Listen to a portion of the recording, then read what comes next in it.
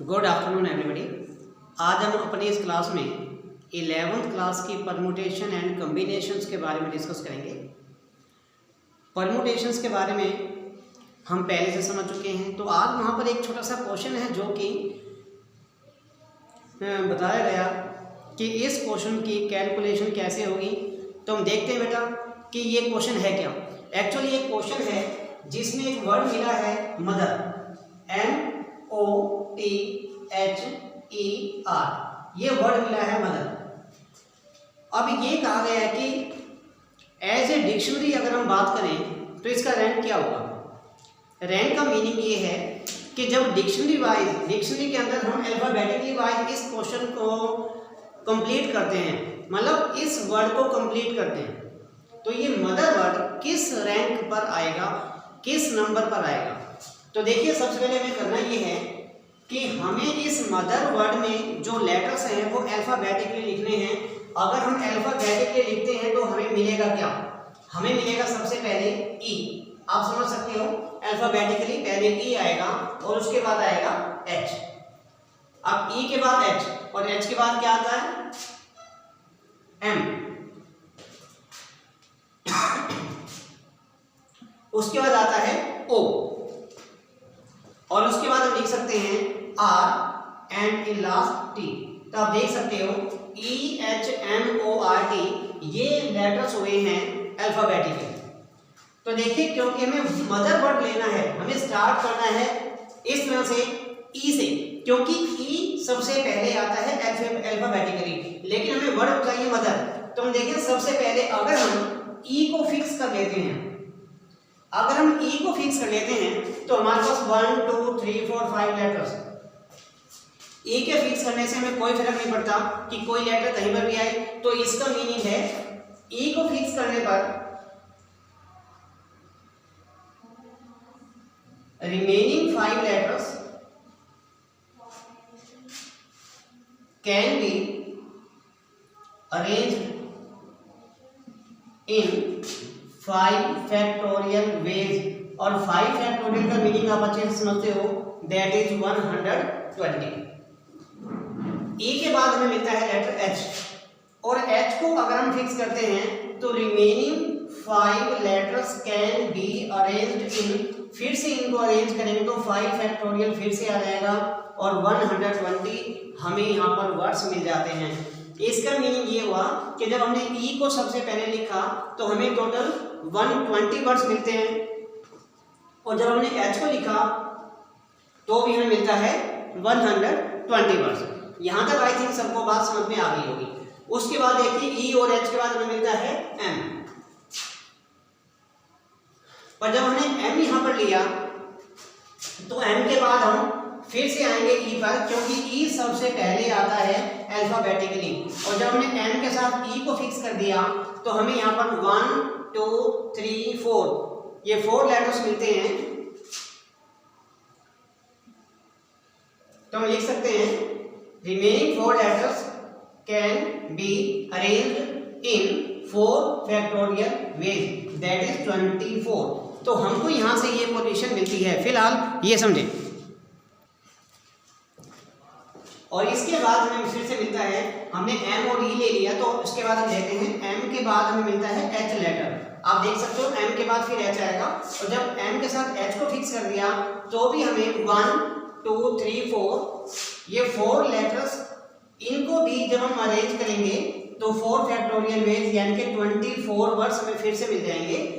After that देखिए बेटा हमें एम के बाद लेना है ओ, और हम चेक करते हैं कि एम के बाद ओ लेना है, ओ ही मिल गया, तो इसका मीनिंग है ये दो तो फिक्स हो गए। अब हम यहाँ से वापस आएंगे ई पर, और हमने जब ई लिया तो टोटल हमें 2 लेटर्स यहाँ से मिले, 2 यहाँ मिले, बाकी 1 2 3 लेटर्स रह गए। So we can say remaining 3 letters can be arranged in 3 factorial ways and that is 6। M O, अब हम लेते हैं एच और एच लेते हैं। एम ओ तो हमारे पास पहले से फिक्स था, उसके बाद हमें एच लेना है और फिर से हमें मिलता है 1 2 3 लेटर्स।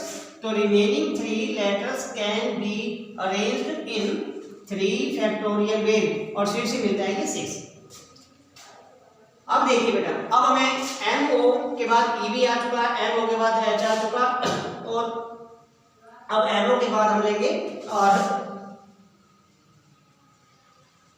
जब हमने MO के बाद R लिया तो हमें फिर से MOR, देखिए यहाँ तक तो हमें MO के बाद T चाहिए था, इसलिए MOR लेने के बाद भी 1 2 3 ये 3 लेटर्स ऐसे हैं जिनको हमें अरेंज करना है। 3 letters can be arranged in 3 factorial veg, यानी कि फिर से 6 हुआ।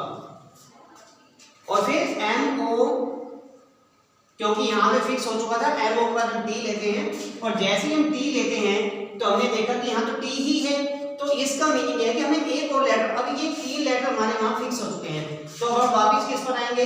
E पर। दैट्स मीन कि हमें यहाँ 4 लेटर्स मिल गए, और 4 लेटर्स मिलने के बाद हमें मिलता है H और R, केवल 2 लेटर्स और मिले, तो remaining 2 letters can be arranged in 2 factorial veg, और 2 फैक्टोरियल वेज में हमको मिलता है केवल 2। MOT के बाद हमें मिलता है, यहाँ पर लेना है MOT के बाद E को हमने ले चुके हैं पहले, अब हम H को लेंगे, और H को लेते हैं तो हमें मिलेगा, आप देख सकते हो MOTH, और यहाँ पर भी TH है।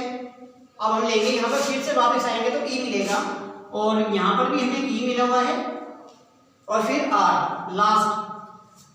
तो ये जो है mother, this word can be arranged इन 1 वे। तो देखिए, अब हम देखते हैं रैंक क्या मिलेगा। Therefore rank of the word mother. अब मदर वर्ड का रैंक देखते हैं, तो हम इनको सबको ऐड कर देंगे, और ऐड करने पर क्या मिलता है जरा देखिए, 120 + 120 + 24 + 24 + 6 + 6 + 6 + 2 + 1, और इनको ऐड करके देखिए हमें क्या मिलता है,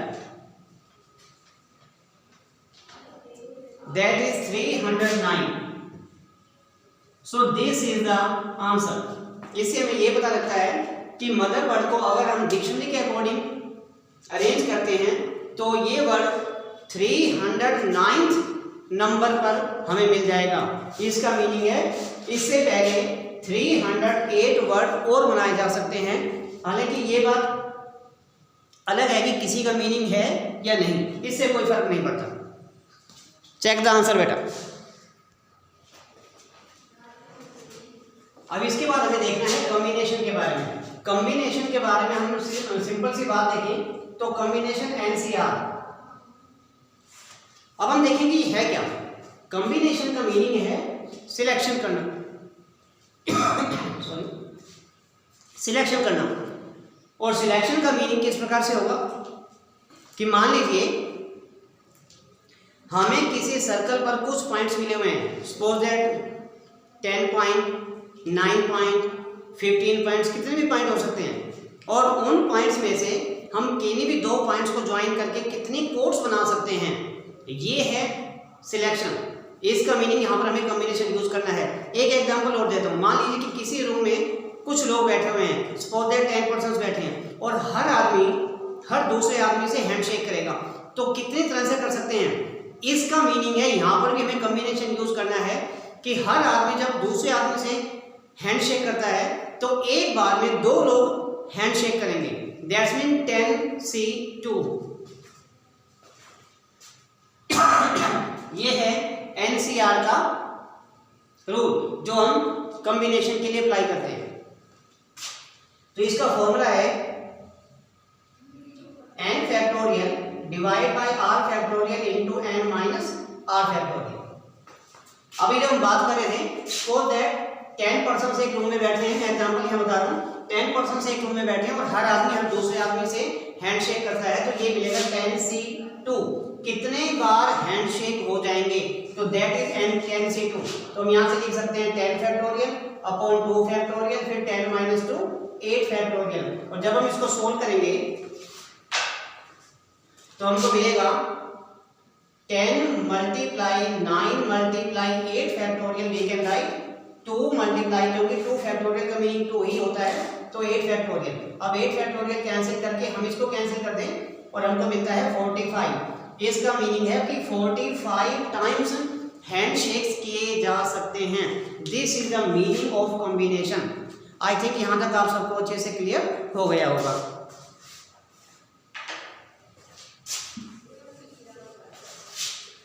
अब देखिए 10C2 को हम एक और ढंग से सोल्व कर सकते हैं। ये तो हमारे पास एग्जैक्ट मेथड था। 10C2 को हम ऐसे भी सोल्व कर सकते हैं 10 × 9 अपॉन, हम देखो यहाँ केवल 2 ही नंबर लिए और ये 2 नंबर क्यों लिए, क्योंकि यहाँ 2 था। अगर यहाँ 3 था, 3 होता तो हम 3 नंबर लेते, 10 9 8, मतलब एक एक डाउन करते हुए। तो यहाँ पर जो 2 है इसे हम हमेशा 1 तक लाएंगे और ये मिल जाएगा 45। So this is the same answer. Answer same आएगा, मेथड जो है सोल्व करने के। अब अगर मैं यहाँ पर 10C8 लिखता हूँ तो इसका मीनिंग है कि हम लिख सकते हैं 10 factorial upon 8 factorial into 2 factorial. देखिए जरा इसको, अगर हम यहाँ से ऐसे सोल्व करते हैं 10C8 तो हमें ऐसे लिख सकते हैं NCR के फॉर्मूले से। तो यहाँ पर हमें क्या मिलेगा 10 × 9 × 8 factorial divide by 8 factorial multiply by 2। अब 2 फैक्टोरियल को हम 2 कह सकते हैं तो ये कैंसिल हो जाएगा एंड नाउ इट इज 45। तो आप देख सकते हो कि आंसर अभी भी सेम आया। और जब आंसर सेम आ गया तो इसका मीनिंग है क्या चेक करें 10C2 एंड 10C8 दोनों का सेम आंसर है। तो यहां पर भी हमको एक रूल मिलता है और रूल ये मिलता है 10C8 को हम 10C2 भी कह सकते हैं। इसका मीनिंग NCR को हम NC, अब देखो 2 कैसे आएगा, ये 2 आएगा 10 - 8 करके, यानी कि N - R करके। तो इसका एक रूल हमें ये भी मिलता है और इस रूल को हम मोस्टली उसमें अप्लाई करते हैं जब ये R की वैल्यू N की वैल्यू के हाफ से ज्यादा हो जाए। हम देख सकते हैं जो 8 है वो 10 के हाफ 5 से ज्यादा है, इसलिए हम 10C8 को 10C2 लिखकर भी सोल्व कर सकते हैं। Answer will be same. Example मैंने तुम्हें बता ही दिया इसका। इसी प्रकार से हमने तो यहाँ पर एक और कंडीशन देखी अभी 10C8 = 10C2 कहा, तो हम इसे लिख सकते हैं NCP = NCQ। जरा चेक करें, मैंने P को 8 के इक्वल लिया एंड Q 2 के इक्वल। इसका मीनिंग हमें क्या मिलता है 8 + 2 10 हुआ, यानी कि P + Q करेंगे तो वो हमेशा N के इक्वल आएगा। कभी कभी ऐसा भी हो सकता है कि हम यहाँ से 10C8 10C2 की बजाय ये लिख दें 10C5 = 10C5, ये भी लिखा जा सकता है और हम अच्छे समझते हैं कि ये तो इक्वल है ही, क्लियर दिखाई दे रहा है। तो इसका मीनिंग ये है कि कभी कभी P और Q आपस में इक्वल भी हो सकते हैं। अगर ये इक्वल होते हैं तो ठीक, अगर इक्वल नहीं हुए तो भी इनका सम तो N के इक्वल होगा ही, चाहे हम 5 + 5 करें तब भी, 8 + 2 करें तब भी, जो P + Q है वो N के इक्वल तो होगा ही। ये था हमारे पास एक रूल कॉम्बिनेशन है। आई थिंक सबको अच्छे से समझ में आ गया होगा। अब यहां पर हम एक रूल और देखते हैं। हमें मिलता है NCR + NCR + 1। दो कॉम्बिनेशंस को प्लस किया हमने और प्लस करते हुए हमने देखा कि दोनों में N की वैल्यू सेम है और R की वैल्यू में डिफरेंस है केवल 1 का। तो ये बन जाएगा N + 1 CR + 1। मतलब ये देखना है कि हमें N में तो 1 प्लस करना है और R में से जिसकी वैल्यू ज्यादा है वो यहाँ पर आएगी। इसका मीनिंग है, मैं एग्जांपल के तौर पे बता रहा हूँ, सो दैट हम लिखें 10C7 + 10C8। देख सकते हो कि N की वैल्यू सेम है तो ये बन जाएगा 11C और इन दोनों में से क्योंकि 8 ग्रेटर है तो 8। इसका मीनिंग है कि हमको यहाँ से ये वाला रूल क्लियर हो जाएगा। ये था हमारे पास कॉम्बिनेशन के जो मेन बेसिक रूल्स हैं वो हमने डिस्कस किए थे यहाँ। अब हम यहाँ पर देखते हैं कॉम्बिनेशन का एक क्वेश्चन। देखिए बेटा, हमें मिला है n+1c r+1 ratio NCR ratio n-1c r-1 equal to 11:6:3।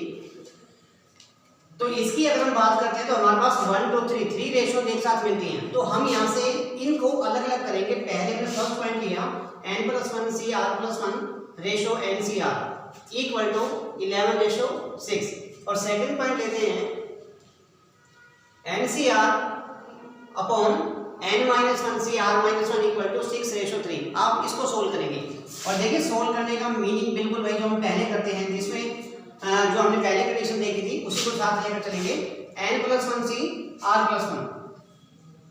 तो जब हम इसे हम फैक्टोरियल के अकॉर्डिंग ओपन करते हैं तो n+1 फैक्टोरियल आएगा, यहाँ पर आएगा r+1 फैक्टोरियल और फिर मिलता है n+1 माइनस r+1 तो मिलता है n-r फैक्टोरियल डिवाइड बाय, अब n फैक्टोरियल यहाँ पर आएगा, फिर से r फैक्टोरियल और यहाँ मिलता है n-r फैक्टोरियल इक्वल टू 11/6। अब देखिए सोल्व करना बिल्कुल मुश्किल नहीं है। जो फैक्टोरियल दोनों डिनोमिनेटर में वो कैंसिल हो जाएंगे, तो हम लिख सकते हैं n+1 factorial into are factorial. आप देख सकते हो n+1 फैक्टोरियल यहाँ पर है और जो सबसे नीचे आर फैक्टोरियल को मल्टीप्लाई होगा r+1 फैक्टोरियल यहाँ पर और n फैक्टोरियल इक्वल टू मिलता है 11/6। और जब हम इसे फाइनली सोल्व करते हैं तो n+1 और n में से n+1 ग्रेटर है तो हम लिख सकते हैं n+1 into n factorial divide bye n factorial, हमको पहले ही मिला हुआ है।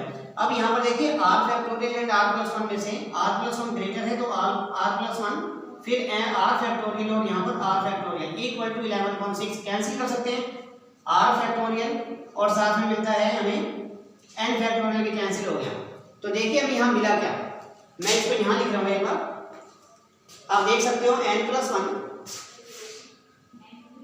Divide by r+1 equal to और यहां से मिलता है इक्वल टू 11/6 क्रॉस मल्टीप्लाई करते हैं तो मिलेगा 6n + 6 equal to 11r + 11। So we can say 6n - 11r equal to 11 - 6 5। This is the first equation 6n - 11r equal to 5। और हम जब सेकंड पॉइंट को सोल्व करते हैं तो लगभग उसी प्रकार की कंडीशन हमारे सामने आएगी n factorial divide by r factorial into n - r factorial. आप देख सकते हो it is very very simple, divide by n - 1 factorial divide by r - 1 factorial into जब n - 1 में से r - 1 को माइनस करेंगे तो मिलेगा n - r फैक्टोरियल 6/3 से मिलता है 2/1। अब जो कैलकुलेशन यहाँ पर होती है वो देखिए, सबसे पहले n - r फैक्टोरियल कैंसिल कर दीजिए और मिलता है उसी प्रकार n factorial into r - 1 factorial divide by r factorial into n - 1 factorial equal to 2/1। जैसे हमने पहले कैलकुलेशन की थी सेम कंडीशन को अप्लाई करें तो n और n - 1 में से n इज ग्रेटर तो n को सेम रखेंगे n - 1 फैक्टोरियल आ जाएगा और यहाँ पर डिनोमिनेटर में n - 1 फैक्टोरियल। r - 1 और r में से r इज ग्रेटर तो r को हम ब्रेक करेंगे r - 1 फैक्टोरियल r - 1 फैक्टोरियल यहाँ पर मिलेगा और ये कैंसिल भी हो जाएगी। So we can say it is equal to 2/1। तो इसके बाद मैं यहाँ लिखता हूँ, इसे क्रॉस मल्टीप्लाई करेंगे तो मिलेगा क्या, आप देख सकते हो हमें मिलता है n/r इक्वल टू 2/1 और हम कह सकते हैं n इक्वल टू 2r। ये हो गई हमारे पास equation number 2, n equal to 2r। अब हम देखिए बेटा इक्वेशन नंबर 1 और 2 को सोल्व करें तो बड़ी सिंपल सी बात है कि n की वैल्यू यहाँ पुट कर देंगे और n की वैल्यू 2r। अगर हम यहाँ इक्वेशन नंबर 1 में लेकर जाते हैं तो हमें क्या मिलेगा, 6 × 2r 12r minus 11r equal to 5, then r equal to 5 and now putting the value of r in equation number 1 या 2 कहीं भी पुट कर सकते हैं, 2 में रखते हैं तो क्वेश्चन आसान हो जाएगा। r की वैल्यू को 5 लिया तो क्या मिलता है n की वैल्यू 10, तो इससे हमें मिलता है n की वैल्यू 10 और r की वैल्यू 5। तो ये है हमारे पास इस क्वेश्चन का कंप्लीट आंसर। अब देखिए इस प्रकार का कोई भी क्वेश्चन हो जिसमें 3 टर्म्स इस तरह से मिली हुई हैं, 3 रेशियोज मिली हुई हैं, तो आप 1-1 करके इनको सोल्व कर सकते हो। देखिए कोई भी प्रॉब्लम नहीं होगी, easily you can complete it. तो आज के लिए हमारे पास था परम्यूटेशन कॉम्बिनेशन का ये टॉपिक। इसके बाद नेक्स्ट टॉपिक में हम कॉम्बिनेशन के कुछ और एग्जांपल देखेंगे। तब तक के लिए धन्यवाद। और ये उसके साथ ये भी देखिए कि अगर आपको ये वाला वीडियो अच्छी लगी है तो इसको सब्सक्राइब जरूर कीजिए, चैनल को सब्सक्राइब कीजिए, शेयर कीजिए और इसे लाइक कीजिए। धन्यवाद।